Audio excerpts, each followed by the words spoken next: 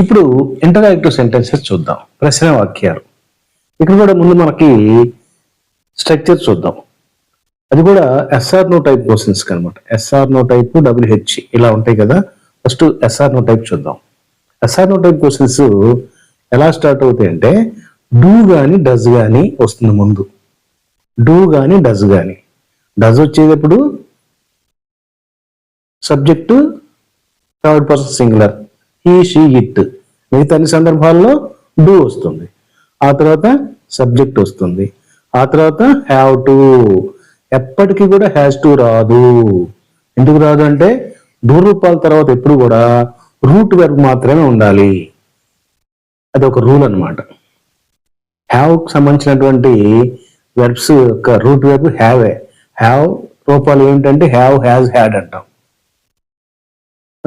Go went దానిలో main verb root verb go అనమాట. అలా ఎక్కడైనా సరే డూ రూపాల తర్వాత బేస్ వెర్బ్ లేదా రూట్ వెర్బే రావాలి.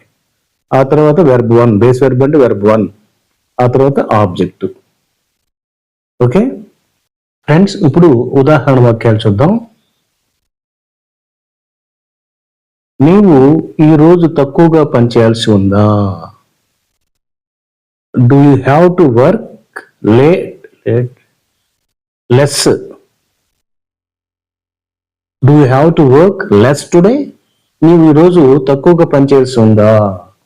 అలాగే అతను క్లాసుకు హాజరవ్వాల్సి ఉందా? Does he have to attend the class? Does he have to attend the class?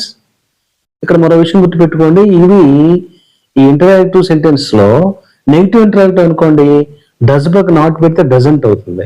Doesn't he have to attend the class? అతను క్లాసుకు హాజరవ్వాల్సి లేదా అని.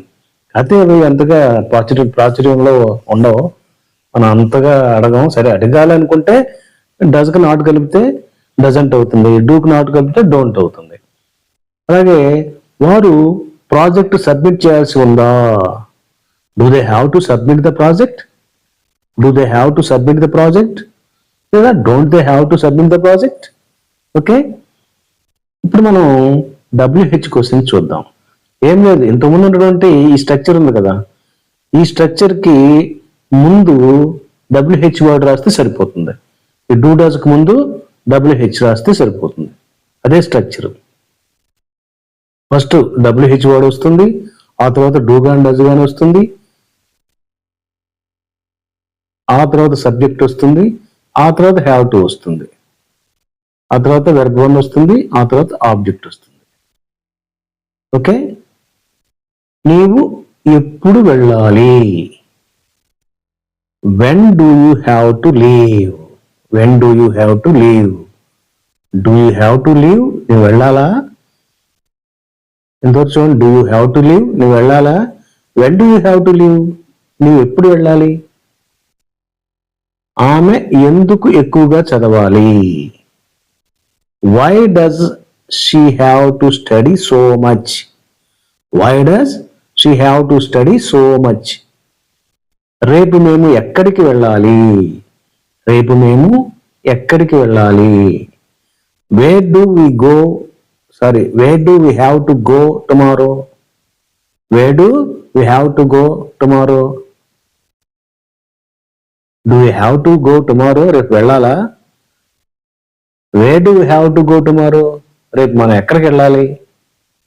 ఈ విధంగా హ్యావ్ టు చెందినటువంటి మనం ఇంటరాక్టివ్, నెగిటివ్ ఇంటరాక్టివ్ చూడవచ్చు. ఫ్రెండ్స్, ఇప్పుడు నెగిటివ్ ఇంటరాక్టివ్ సెంటెన్సెస్ చూద్దాం. వ్యతిరేకార్థక ప్రశ్న వాక్యాలు. ముందుగా ఎస్ఆర్ నో టైప్ యొక్క స్ట్రక్చర్ గమనించినట్లయితే డోంట్ లేదా డజంట్, ఆ తర్వాత సబ్జెక్టు, ఆ తర్వాత హ్యావ్ టు, ఆ తర్వాత base form of the verb, ఆ తర్వాత ఆబ్జెక్ట్. ఇలా ఉంటుంది అనమాట. ఒకటి గమనించండి, డోంట్ డజంట్ ఉంటుంది కానీ ఇక్కడ ఎప్పుడు కూడా హ్యావ్ టునే ఉంటుంది, హ్యాజ్ టు ఎప్పటికీ రాదనమాట. కాకపోతే థర్డ్ పర్సన్ సింగులర్ అయినప్పుడు మనకు హ్యాజ్ రావాలిగా అంటే అందుకే ఇక్కడ డజ్ వస్తుంది అనమాట. ఇక్కడ సబ్జెక్టు థర్డ్ పర్సన్ సింగులర్ అంటే హీ షీ ఇట్ వచ్చింది అనుకోండి, ఇక్కడ డజంట్ వస్తుంది. అలా కాకుండా మిగతా సందర్భాలలో హీ షీ ఇట్ కాకుండా మిగతా ఏ సబ్జెక్ట్ వచ్చినా సరే డోంట్ వస్తుంది. ఇది ఒకటి గుర్తుపెట్టుకోండి. ఫర్ ఎగ్జాంపుల్, అతను ఫీజు చెల్లించాల్సినటువంటి అవసరము లేదా, అతనికి ఫీజు చెల్లించాల్సినటువంటి అవసరము లేదా. డజంట్ ఇక్కడ మనకి యాజ్ పర్ స్ట్రక్చర్ ఇక్కడ చూడండి డజంట్ వచ్చింది, డజంట్ ఆ తర్వాత సబ్జెక్ట్, ఆ తర్వాత హ్యావ్ టు, ఆ తర్వాత V1 పే, ఆ తర్వాత ఆబ్జెక్ట్ ద ఫీ. ఓకే, అతను ఫీజు చెల్లించాల్సినటువంటి అవసరం లేదా, లేదా అతనికి ఫీజు చెల్లించాల్సిన అవసరం లేదా అన్నప్పుడు doesn't he have to pay the fee, doesn't he have to pay the fee. అలాగే తర్వాత వాక్యం, వాళ్ళు సమావేశానికి హాజరవ్వాల్సిన అవసరం లేదా, లేదా వాళ్ళకి సమావేశానికి హాజరవ్వాల్సినటువంటి అవసరం లేదా. Don't they have to attend the meeting, don't they have to attend the meeting. ఇక్కడ దే అనేటటువంటిది మనకు థర్డ్ పర్సన్ సింగులర్ కాదు, అందుకే డోంట్ వచ్చింది అనమాట. అదే ఈజీ ఇట్ వచ్చినట్టయితే పైదానిలాగా డజ్ వచ్చేది, డజంట్ అయ్యేది అనమాట. ఇప్పుడు ఆమె ఈ రోజు పనిచేయాల్సిన అవసరం లేదు, ఆమెకు ఈ రోజు పనిచేయాల్సినటువంటి అవసరం లేదు. ఇక్కడ ఆమె షీ వచ్చింది థర్డ్ పర్సన్ సింగులర్, అందుకని డస్ ప్లస్ నాట్ డజంట్ అయింది అనమాట. Doesn't she have to work today, doesn't she have to work today. ఇది ఎస్ఆర్ టైప్. అదే WH అయితే ఎలా ఉంటుంది ఆ స్ట్రక్చర్ గమనించండి. ఏం లేదు, అంతకుముందు ఉన్నటువంటి ఈ స్ట్రక్చర్ అంతా కూడా ఇక్కడ నుంచి ఈ స్ట్రక్చర్ అంతా కూడా అంత ముందే కదా ఎస్ఆర్ టైప్ స్ట్రక్చరేగా. దీనికి ముందు మనం ఏం చేసాం, WH వర్డ్ పెట్టాం. ఇవన్నీ కూడా WH వర్డ్స్ అనమాట. ఏదో ఒక WH వర్డ్ వస్తుంది, మిగతాదంతా సేమ్ స్ట్రక్చర్. ఇక్కడ ఎంతవరకు చూడండి, అసలు doesn't he have to study for the exam, అతనికి పరీక్ష కోసం చదవాల్సిన అవసరం లేదా.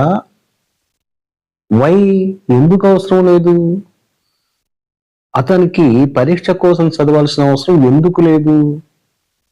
ఓకే, మనం రిపోర్ట్ సమర్పించాల్సిన అవసరం ఎప్పుడు లేదు. Don't we have to submit the report, మనకి రిపోర్ట్ సమర్పించాల్సిన అవసరం లేదా. వెన్ ఎప్పుడు లేదు, మనకి రిపోర్ట్ సమర్పించాల్సిన అవసరం ఎప్పుడు లేదు. అలాగే ఆమెకు ఈరోజు ఎక్కడికైనా వెళ్ళాల్సిన అవసరం లేదా. చూడండి ఇక్కడ నుంచి చూడండి, doesn't she have to go today, ఆమెకు ఈరోజు వెళ్ళాల్సిన అవసరం లేదా, ఆమెకు ఈరోజు వెళ్ళాల్సిన అవసరం లేదా. వేరు కనుక దీనికి WH వాడు వేరు పెట్టామనుకోండి ఎక్కడికైనా వస్తుంది. ఆమెకు ఈరోజు ఎక్కడికైనా వెళ్ళాల్సిన అవసరం లేదా. Where doesn't she have to go today.